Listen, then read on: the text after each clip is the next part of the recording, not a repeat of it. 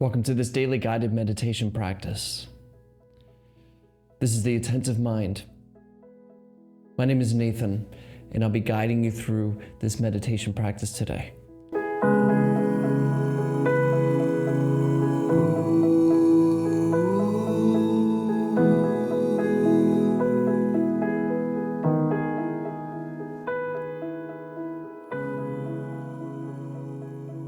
Find yourself a seated position.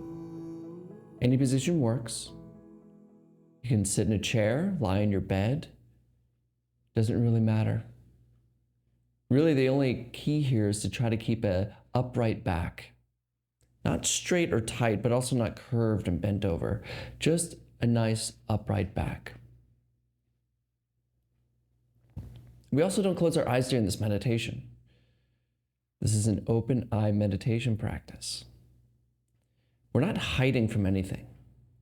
We're not running away, shutting off the world, or doing anything, or going inside. We're becoming extraordinarily clear about what is. This moment as it is, without trying to change it. So when we close our eyes, it can give us this attitude of, I'm doing something special. I'm going away for a while. Don't bother me. I'm in my solitude. No. There can be conversations around you, and you can still be totally clear about the moment now. So we don't close our eyes, because it allows this insight of meditation to be more available to us during our daily life. We don't want meditation to be this thing we do and then we go on with the rest of our day. We want it to completely transform every aspect of our day-to-day and moment-to-moment existence. And keeping our eyes open helps with that. Now, if you've been practicing meditation for a while and you've learned to close your eyes, feel free to do so. There's no restraint here. Although I do urge you to keep your eyes open if you can. Now, if your eyes are open, go ahead and just drop them below you, looking at the floor or the desk or whatever's in front of you. We're not staring at anything in particular. And we're also not blurry and buzzed, fuzzy, or trance-like state. Just a nice light gaze down, away from the screen, just following my voice. A comfortable seated position, back upright. Not tight, not bent. Eyes open, down.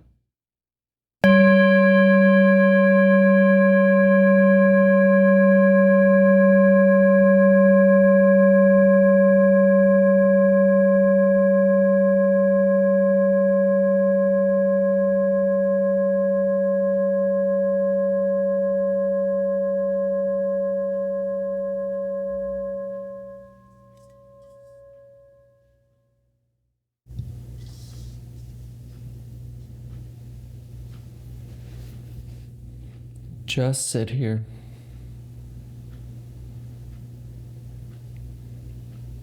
Just sit here now.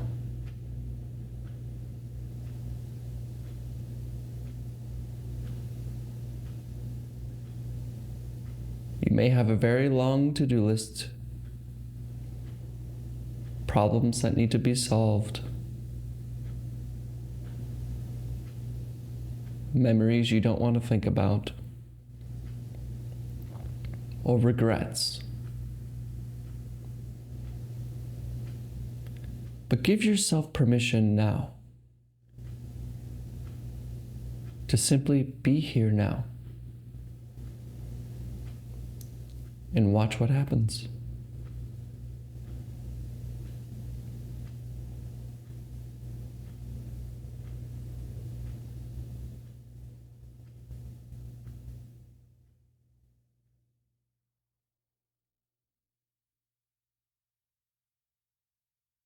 There's nowhere to go.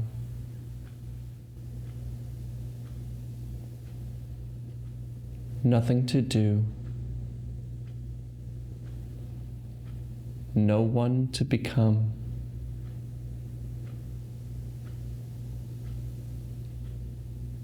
In fact, we can say,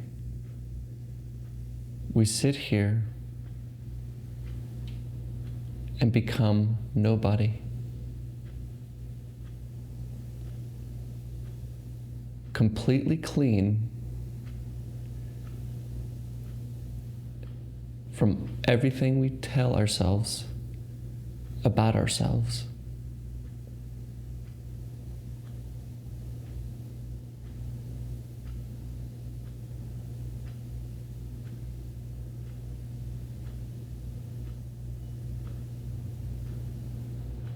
Leaving alone our past, our story, where we came from, and leaving alone our future, the things we want to do, and the person we want to be, our likes, our dislikes, everything.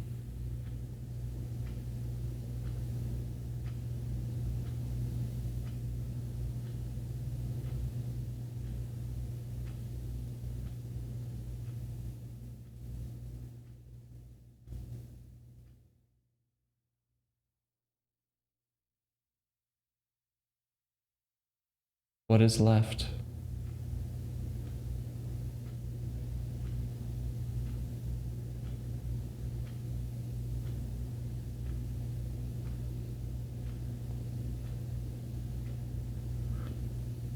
What is here? When there are no problems to be solved.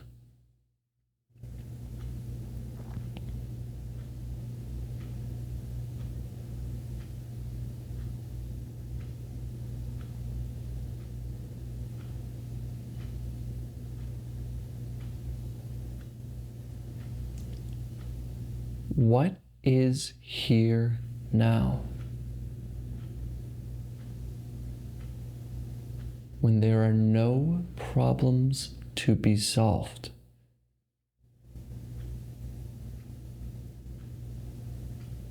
There's nothing to do, nowhere to go, no one to become.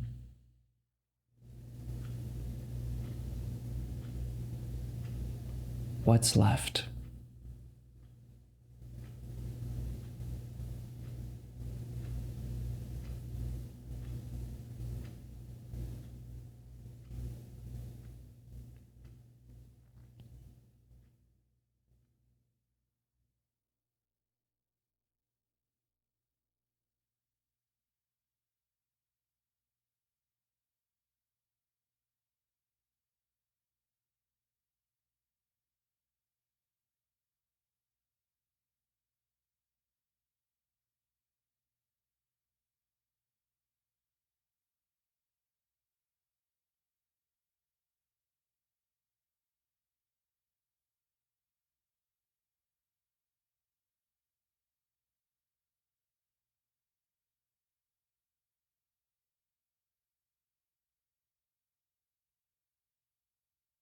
Maybe you'll notice that your mind will try to talk about it, giving you words,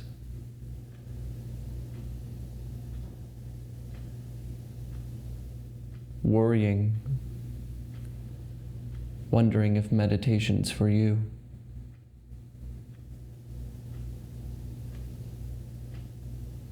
Telling you don't have enough time for this right now.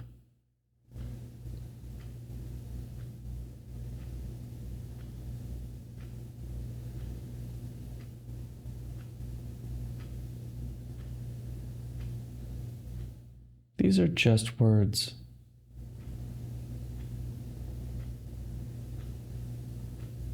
And you are not words.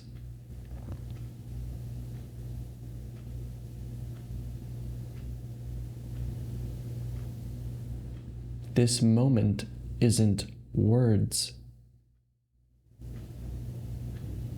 It's not even called this moment.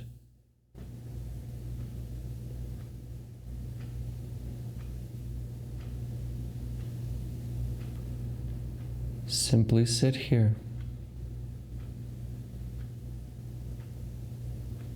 and rest.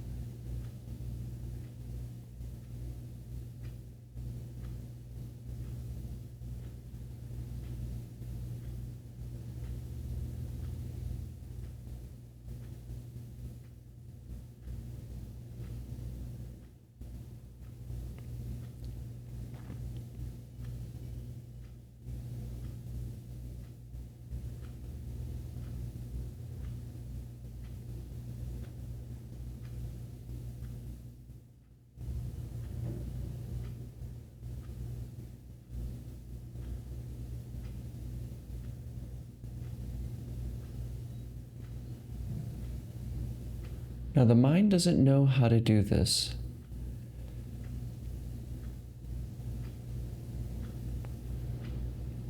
It wants to do something, wants an answer.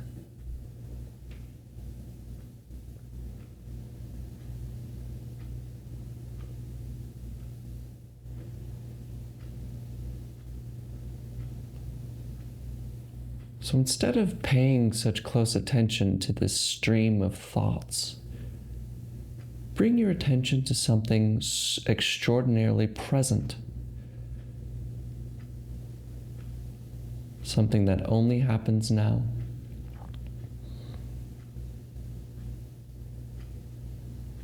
And that is breathing.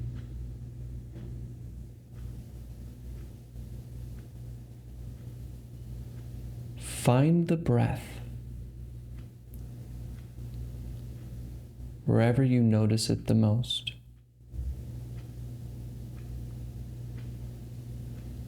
Let your thoughts be like the sound of the low hum of a refrigerator in the room next to you, or the sounds outside your window. Not pushing them away, not ignoring them, but not following them and being distracted by them either. Just stay with the sensations of breathing. Notice when the breath comes in, the chest and the belly expand, and as it leaves, they contract. Stay here. Just stay with it.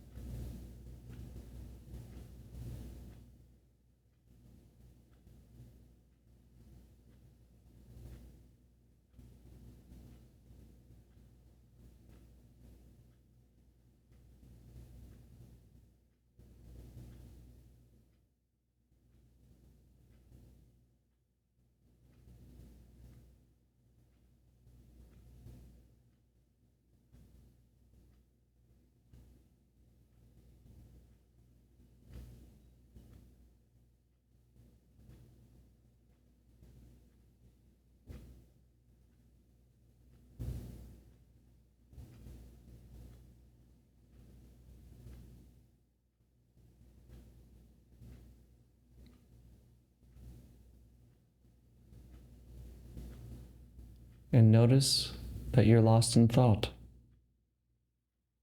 planning something, remembering something. This is okay. Gently return to breathing.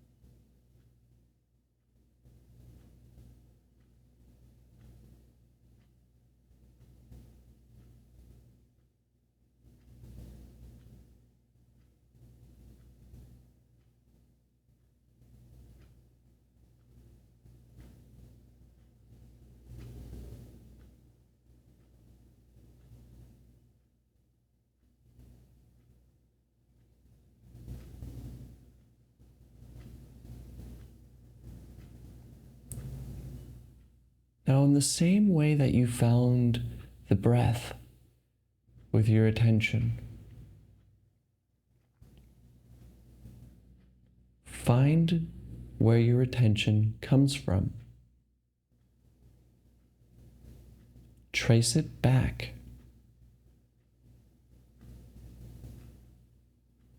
Thoughts will just talk about it and give you words. Like, my attention comes from my head, my brain. My attention is my biology. But these are words. Find the one who hears this voice, the one that is awake right now. In the same way you find the breath, find you.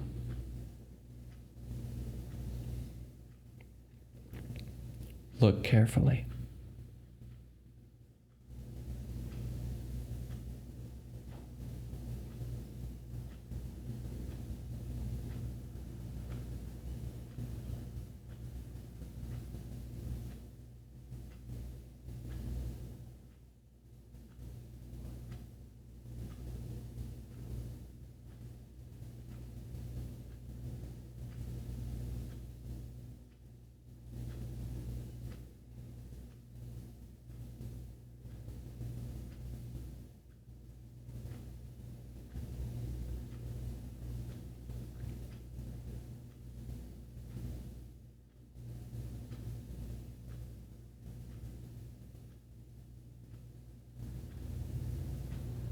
Words won't help you hear.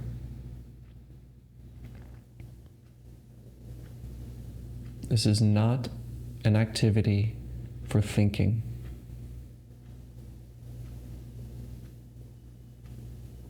Turn the view back.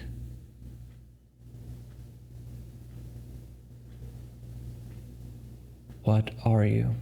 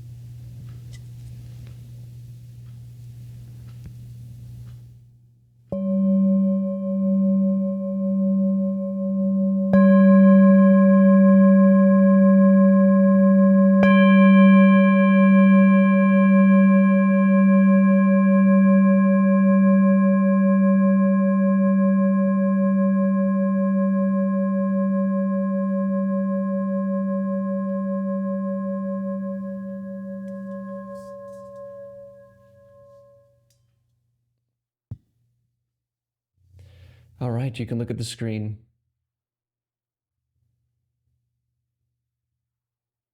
We live our lives through this kind of veil,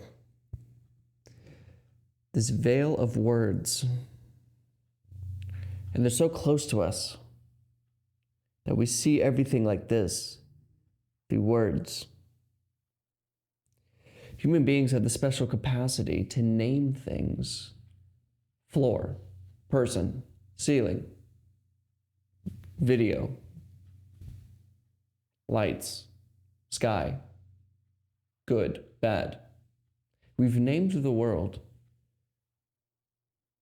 to great success so we can communicate with each other.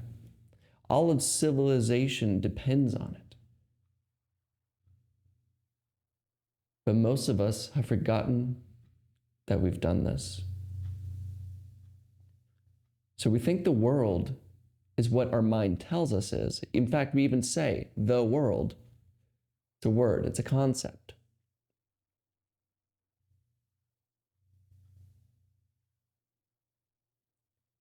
But the world isn't the world, right? Like the sound of this bell, when I hit it, the sound of the bell, we call that the sound of a bell. But it's not. The sound of a bell is a sentence, it's a name, it's words. The sound of a bell, the sound of a bell, the sound of a bell is not.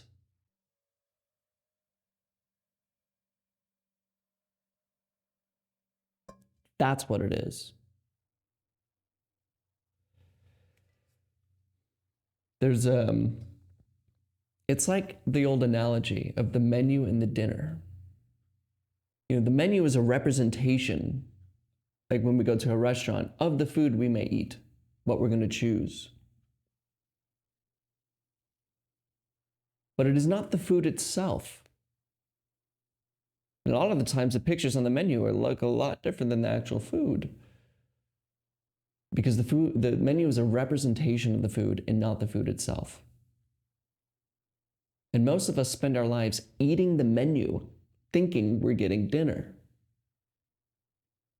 We're so obsessed with thoughts and words and concepts that we think what we think is reality is what we think about it. Our belief system.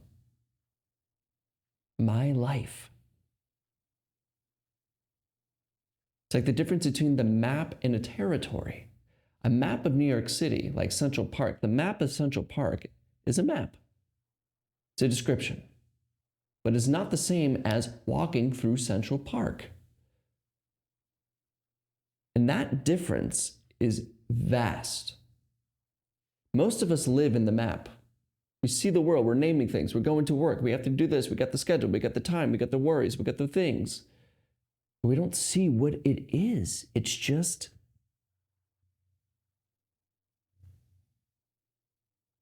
right here. And we do that to ourselves. We name me. I'm this kind of person. I was born here and I have been here. I have aspirations for this. All names. You are not words. Nothing is. Words are a way of mapping our experience.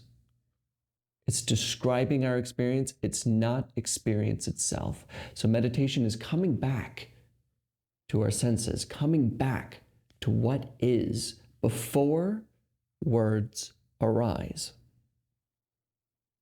Because a lot of the problems we have in life is because we overthink. We say that, oh, I'm overthinking this, I'm worried, I'm anxious, because we're thinking, we're just talking. And the universe isn't words.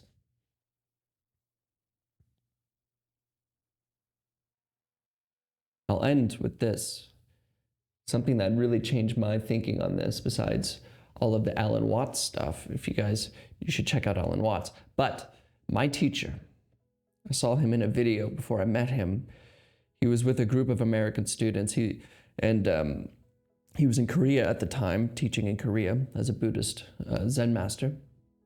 And he asked the crowd, Okay, if you understand this, then you understand Zen. You understand this reality. He says, he says, your mind, my mind, and this sound, are they the same or are they different? And somebody in the crowd will say, oh, well, they're different because your sound and your mind, they're two different things. And he says, no, and he takes a stick, bah! I should hit you 30 times. It's traditional stuff. I hit you 30 times because you're attached to difference. Then he says it again, my mind, your mind, this sound, same or different? And somebody says, okay, well then they're the same because we're all one. This is all one universe. This is, there is no difference actually. There's just names and words. We're all just one. And he says, no, wrong.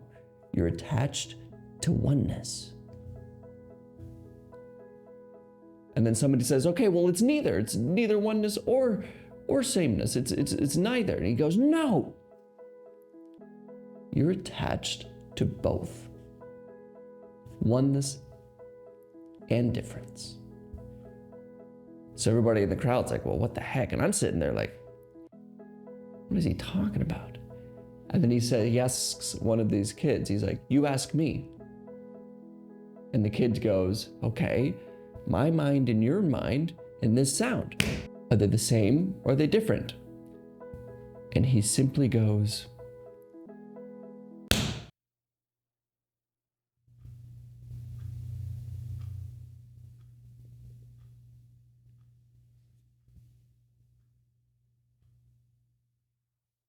thank you for your time today.